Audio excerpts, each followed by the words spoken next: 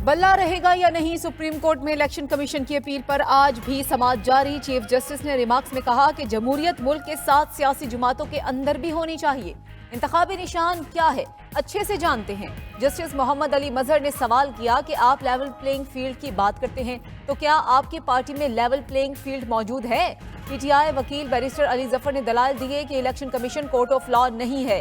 इंतखाबी निशान intra party इंतखाबात की वजह से नहीं रोका जा सकता। इंतखाबात एक इंतखाबी निशान के साथ लड़ना सियासी जमात के हुकूक में शामिल है।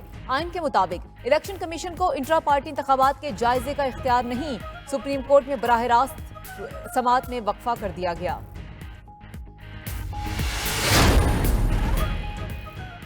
पेशावर हाई कोर्ट ने पीटीआई को इंतखाबी निशान का हकदार करार दे दिया। बल्ले की वापसी से मुताल्लिक 19 सफ़ात पर मुश्तमिल मुख्तसर फैसला जारी। इलेक्शन कमीशन का 22 दिसंबर का फैसला गैर कानूनी करार दे दिया गया। फैसले में अदालत ने खुद को 2 सवालात तक महदूद रखा। पहला सवाल ये कि क्या पेशावर हाई कोर्ट में केस काबिल समाअत है। दूसरा सवाल, क्या इलेक्शन कमीशन के पास इंट्रा पार्टी इंतखाबात पर फैसले का इख्तियार है। पीटीआई का सर्टिफिकेट वेबसाइट पर जारी करने का हुक्म।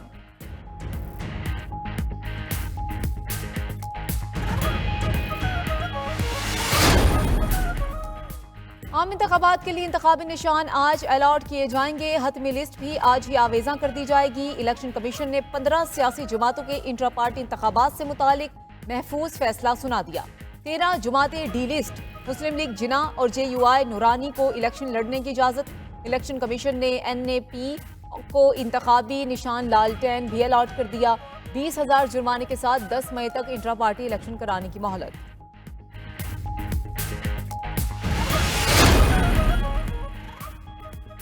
पीपल्स पार्टी मुल्क मसाइल के खात्मे के लिए इलेक्शन लड़ रही है। बाकी सियासी जमातें जेल से निकलना और जेल से बचना चाहती हैं। बिलावल भुट्टो की मुल्तान में गुफ्तगू, कहा कि चीफ जस्टिस की वाज़ेह रूलिंग आ चुकी, 8 फरवरी को इलेक्शन होंगे। कोई सियासी जमात इलेक्शन मुलतवी होने की गलत फहमी में ना रहे।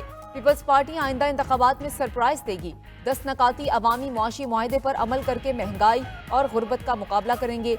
नून लीग या PTI की हुकूमत बनी तो वो मुखालिफिन से इंतकाम की सियासत करेंगे। लाहौर हाई कोर्ट में परवेज इलाही, मुनस इलाही और कैसरा इलाही के कागजात मुस्तरद होने से मुताल्लिक केस। जस्टिस अली बाकर नशवी ने रिमार्क्स दिए कि हमारे लिए मुमकिन नहीं था कि कमीशन भेजकर कागजात नामजदगी जमा कराते। जस्टिस जवाद हसन ने कहा कि हम किसी इलेक्शन अपील के फैसले पर जुडिशल रिव्यू कर सकते हैं। दूसरी जानिब जुल्फिकार मिर्जा और फमीदा मिर्जा ने एपलेट ट्रिब्यूनल के फैसले के खिलाफ दरखास्त दायर कर दी। हसनैन मिर्जा ने सिंध हाई कोर्ट में दरखास्त दायर की।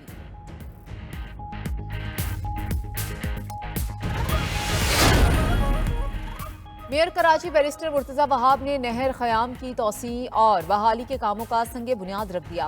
कहते हैं कि मंसूबे पर 500 मिलियन रुपए लागत आएगी। 1.5 किलोमीटर ड्रेन और 6.5 मीटर सड़क को तोसी दी जाएगी। सड़कों इंफ्रास्ट्रक्चर के साथ सड़कों, पार्क्स और बरसाती नालों को भी बहाल कर रहे हैं।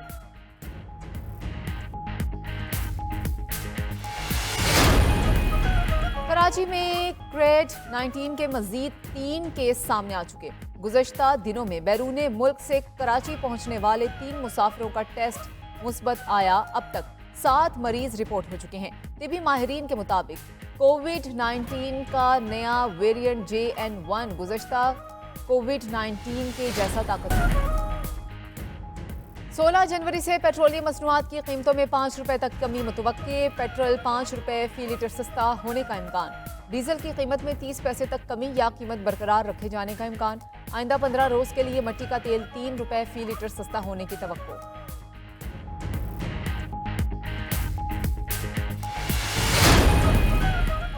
और गजा के लिए पाकिस्तान से 20 टन इमदादी सामान की चौथी खेप रवाना। तिबी सामान, खुश्क खाने की अशिया के अलावा हिफ्ज़ान सेहत की किट्स भी शामिल। खुसूसी परवाज इमदादी सामान लेकर उर्दन पहुंचेगी, जहां उर्दन में तैनात पाकिस्तानी सफीर इमदादी सामान वसूल करेंगे। इमदादी सामान वसूली के बाद तकसीम के लिए गजा रवाना कर दिया जाएगा।